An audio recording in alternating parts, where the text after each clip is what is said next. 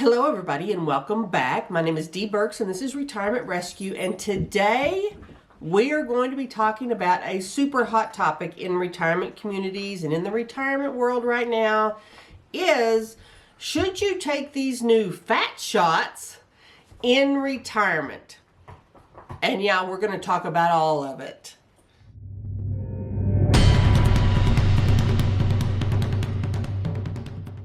Welcome back to the channel.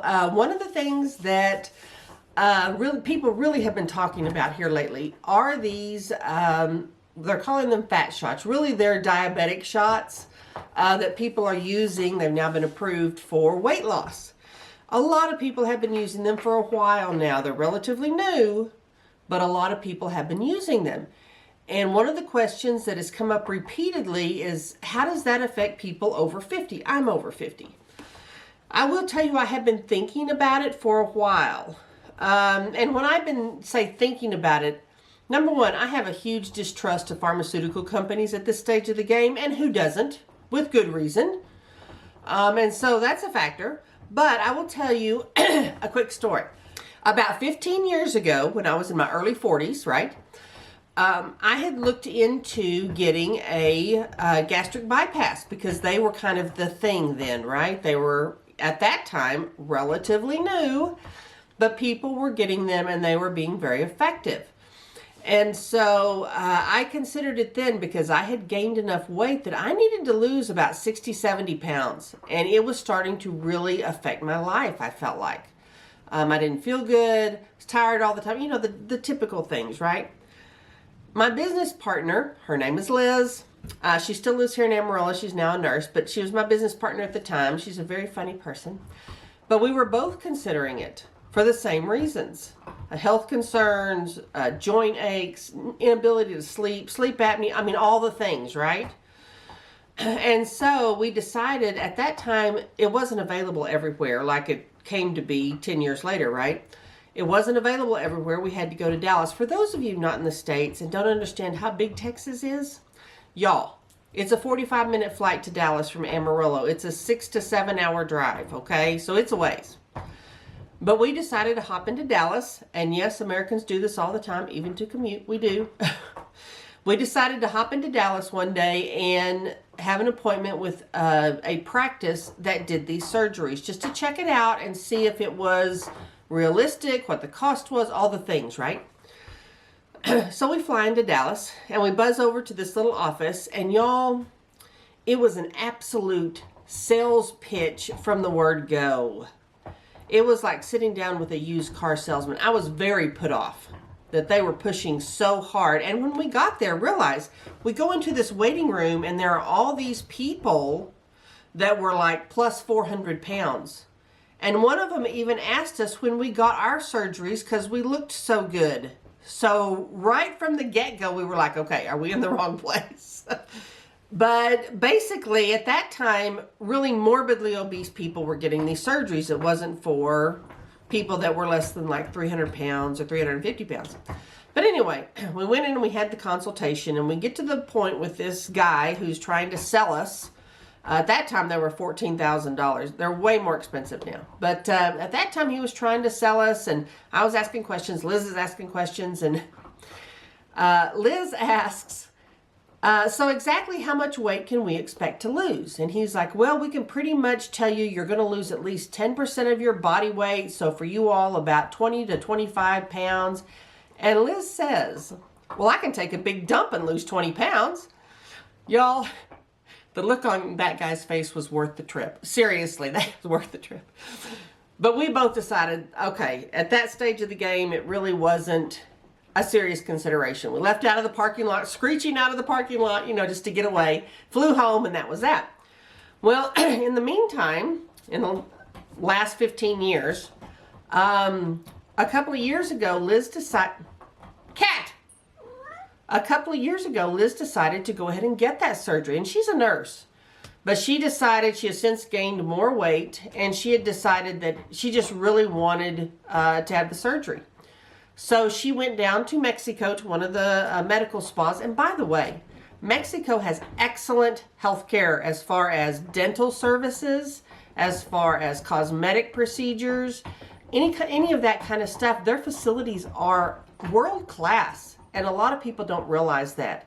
But if you are a retiree in Texas, you know you can hop across the border and get your teeth done, get your dentures, get all that stuff done for next to nothing compared to what it is in the States. So that's a big thing with retirees. But let's get back to the story. Anyway, she has since gone down there and she got a gastric sleeve. And it was very effective. She's lost every bit of her weight. She's hit her goals. And she was even a little hesitant because she had a sister-in-law that did the same thing 5 or 6 years ago. And she ended up gaining all her weight back because that happens. One of the minuses of that procedure is it doesn't really help you address the behaviors that got you there. So that was a big concern for me. And I didn't want surgery. I just didn't want surgery. No, I didn't want to do something that extreme. So when the weight loss shots came along, I had been thinking about it for a while. When I moved back to Texas, my friend who's the realtor, Frances, she had just started the program. So I thought, oh, this is cool. I'll just wait and see how it works for her. So I got a close-up in person. Here's how it works. Here's what happens to you. Here is the pluses, the minuses, the myths, all the things people assume are happening. And over the last year, she has gone from this, and this is a picture of her in her wedding dress. This is about 7 years ago. And this is a more recent. This was her a year ago. And here is a picture of her that was taken about a month, 6 weeks ago. She has lost well over 50 pounds. So for her, they tell you the average is 1 to 2 pounds a week. Hers has been about a pound a week. Not huge, but yet very effective, very effective. And so I thought, okay, after I spent this year getting comfortable with that, and really last year when my brother was going through his cancer treatments, one of the big complicating factors was the fact that in the last couple of years, he's become a type 2 diabetic. And that complicated every single thing they were trying to do for him. It inhibited what the drugs they can give him. It inhibited what treatments he would qualify for. You know, people think of diabetes as not a big deal, but it's a huge deal. It affects your eyesight, your mental capacity. It affects your circulation. It affects your heart. It increases your possibility that you're going to have a heart attack or a stroke. Diabetes is really devastating, and so many people are looking at being type 2 diabetics. That's why these drugs were created. It is a huge segment of the population of the entire world, not just the U.S., although absolutely the U.S. So anyway, those are the factors that went into my decisions. Now understand, as we talk about this, I am not a medical provider. I don't know anything about the medicine side of it. I'm going to tell you my experience. I'm going to put a link below that explains the drugs, how they work, what they are, blah, blah, blah. But you need to do your own research. I am not telling you what to do. I am just sharing with you my personal experience with this particular issue. I don't mean that you need to do it. I don't mean that you don't need to do it. You decide for yourself. I am just giving you information as I know it. And I'll give you more information as we go along. So anyway, here's what happened. So let's talk a little bit about what they are. These drugs, and there are two main ones, the Ozempic and Mounjaro.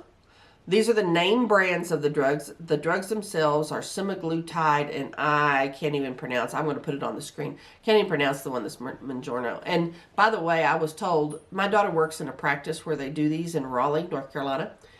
And she's like, it's semaglutide. And I'm like, okay, I live in Texas, and everybody here says semaglutide. It's kind of like pecan versus pecan, you know, like that. Anyway, whatever. I'm going to put them on the screen so y'all can see them. They work in similar ways, but they are different. Each one has pluses. Each one has minuses. And they're different in cost, too. Now, we're going to talk about cost toward the end of this video. I'm going to tell you exactly what it costs. Now, let's talk a little bit about what they do. These drugs basically, number one, they decrease your appetite. That's a big one. For people who have had trouble losing weight, appetite suppression is big. Those of us who loved Dexatrim in the 80s because it actually suppressed your appetite, and then they took it away, you know, because of ephedra. But it suppresses your appetite. It makes you feel full. It makes you feel full, where you literally feel like if you put one bite of food in your mouth, you're going to yak. Okay? And it takes a while to get there. You have to build up the dosage, but it takes a while to get there. But that's what it makes you feel like. It also evens out your blood sugar. And y'all, no one can really tell you how much better that will make you feel. If you are borderline or you're getting there towards diabetic, your A1C's high, your sugar numbers are getting high, which happens to a lot of us as we approach 60 and beyond. It happens to a lot of us. You will be amazed at just how much better you feel, because that is the function of this drug, to even out your blood sugar. And I was stunned. I didn't realize how much of the day I spent just exhausted and tired, and where your brain like really won't function, especially right after you eat. You know, you eat a meal, even a relatively small meal, and then you have that crash where you just feel tired and you're exhausted, and you get home and you're exhausted. A lot of that is related to blood sugar. I didn't really realize that was the impact of it, but for me it was. So even when I started on the first dose, because what they'll do is they'll put you on a very low dose of this drug, whichever one you choose, for 4 weeks. And you give yourself a shot every week for 4 weeks. And it allows that drug to build up in your body to get used to it. And then they'll up the dosage a little bit, and for the next 4 weeks, and the same thing. And as the dosage is being upped, it has more and more effect on you to keep you from eating, to help your blood sugar. But y'all, that part of it right there is, I would have done especially the low dosage, just for that part. Just for that part. A lot of people who are diabetics are getting this drug prescribed to them by their doctors, men, women, whatever. Not absolutely for weight loss, but just for the sugar control. And there's a guy I play poker with, and he's an older guy, and he's a large guy, but he's had diabetes for more than 10 years. In fact, he lost the lower part of one leg due to diabetes. And so his doctor put him on the lowest dose of one of these drugs. And I was talking to him one day before the start of the poker game. He had, and he was saying that he was just stunned. He doesn't even want to eat. He's not hungry. He's not hungry. And for someone who has struggled with their weight their whole life, that is such a unique experience, that they're just not hungry. But that is what happens. But it forces you, through negative reinforcement, as they're up in this dosage, to address the behaviors. The behaviors of you eating the wrong foods. The behaviors of you eating unconsciously, just eating to eat. You know, the bag of chips, and before you know it, you've eaten half the bag of chips, and, you know, that kind of thing. And as I was talking to him, that subject came up. And he had brought his lunch, like so many of us do when we go to play poker, right? We'll grab lunch on the way or whatever, and eat it real quick before the game starts. And he had gone and gotten a burger at Sonic. And he's like, I just can't eat. And then I try to eat this, and, you know, I love these burgers, and I just eat these, and they just make me sick. And I'm like, oh, doy. Because it will not allow you to eat things you shouldn't. And so I told him, I said, just take off the bun. Just don't eat the fried stuff. Eat the meat. Eat the cheese. You'll be fine. And he was. If anyone has ever been on like a keto diet, an Atkins diet, anything that is low carb, low sugar, high protein, that's the kind of diet you should be on when you are doing this. That really fits in well with the way I eat anyway. But I will tell you, one of the things that happened to me right off the bat the first week was I had a piece of fried chicken. And I suffered for it. My stomach hurt. I was chained to the toilet for a good 5-6 hours. It was not pleasant. But let me tell you what, I couldn't even smell fried food after that and not be a little nauseated. It offers that negative reinforcement that forces you to, number one, stop and think about what you're putting into your mouth. And number two, if you do it anyway, out of habit, out of not thinking, out of you just want some, yeah, you're going to suffer. You're going to suffer for it. And I particularly like that negative reinforcement because it forces me. I stop and think about it. I'm like, okay, is this going to be worth it? No, that's not worth it. No, it's not worth it. And so it keeps you from sabotaging yourself. It keeps you from falling back into those eating habits, which is so easy to do when you're dieting, is after 2, 3, 4, 5, 6 weeks, even sooner a lot of times, you are falling back into those old habits. And that's what got you fat in the first place. So it really stops you from doing that, which I like. So what has happened with me is I am now on my 3rd month. My dosage has increased. And every time this dosage increases, you will feel not great the first week probably. Sometimes it's the 2nd week that you have a higher dosage. With this 3rd round, it was the 2nd week. And for those of you who have been on Atkins or keto or carnivore diet, whatever, you'll recognize that feeling. It's like the keto flu. It feels like you have the flu, but really it's your body going into ketosis. It's switching over from using sugar and carbs, which are sugar, as a fuel source to burning fat, which is what you want. So people who are familiar with it and recognize that understand what it is. Other people are like, oh, this is making me sick now. I can't do this anymore. No, that's what's supposed to happen. And you will experience it a lot of times. Every time you go up in dosage, you'll have a few days where you're really adjusting to that. But I really love the fact that I always feel full. There's never a time where I think, oh, I'm just starving. I'm depriving myself. I don't feel deprived. I don't have cravings for anything, which is fabulous. I don't crave sugar. I don't crave fried things. I don't crave anything. In fact, just the opposite. I have a hard time eating. It makes you not want to eat. And, it varies a little bit. As your body adjusts, you'll be able to, and so it goes up and down. But over time, it really makes you think about what you're eating, when you're eating, why you're eating, and that's the whole point. And so, to me, it's been a really positive experience. It's helped me a lot. I feel so much better, and I'm losing weight. So let's talk about that. So far, I've been on it 10 weeks. I've lost 20 pounds. That's 2 pounds a week. And here again, they're talking averages. The first month, I lost 10 pounds. The second month, I only lost a few pounds. And in fact, I gained a pound or 2 before I started on the 3rd step up in dosage. I was a little worried. I'm like, oh no, how's it? But no, start the 3rd step up in dosage and I lose weight again. So your weekly amount is going to fluctuate up and down like it would on any diet. Or any change in your eating program, it's going to fluctuate. But over time and on average, it's going to be 1 to 2 pounds a week, which is great. At first, you're going to lose more. And the more you have to lose, the more you're going to lose. That's normal, again, with any diet. Same here. So I'm very happy with that. Very happy with it so far. Now let's talk about cost. Let's talk about cost. Because that's a big thing, especially in the States. I realize a lot of you aren't in the States, but in the States, cost for healthcare, cost for drugs is a huge thing, right? Medicare recently has approved these drugs for weight loss. They had already approved them for diabetic treatment. They have now approved them for weight loss as well in certain circumstances if you have Part D Medicare, and there are other factors. So you are going to have to talk to your provider. You're going to have to talk to your insurance company to see if they're covered. I am not using insurance. I am paying out of pocket. If your provider prescribes the brand name, Ozempic, Mounjaro, and you go to a pharmacy to get it, those costs can easily be $1,000 a month. That's not what I'm paying. I'm paying $260. I'm going to a provider that gets their supply from a compounding pharmacy. It's not branded.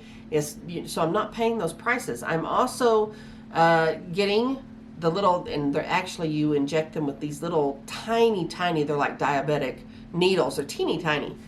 And so I inject myself. I don't go in to have them injected. And the pens that are the brand names, that's what really costs you. And so I don't do that. Now, how has that affected my budget? Let's talk about this. Prior to this, I was spending about $450 a month in food, whether that be eating out or whatever. And now I spend, I kid you not, only $30 to $50 a week on food. So it has literally cut my food budget in half. So it's paid for itself in my terms because I'm only paying $260 a month. $260, that's it.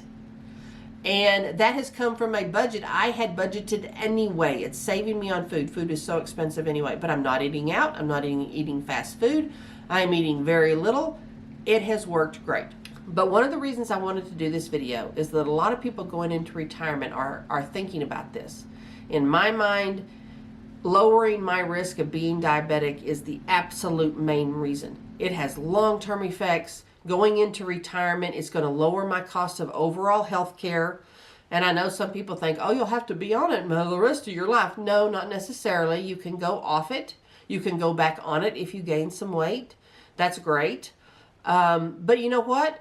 If you become diabetic, you're going to be on those drugs your whole life, and they're expensive. They're going to affect every part of your health care from that point forward. So the way I see it, it's going to be saving me money. I'm going to feel better. Yeah, I'll look better too, but I will feel better. I will be better able to get health care of any kind and be on any kind of needed medication than if I was diabetic. Those are all my reasons. So I will keep you updated on how it goes for me. And I hope this video was helpful. Thanks so much, and I'll see you next time.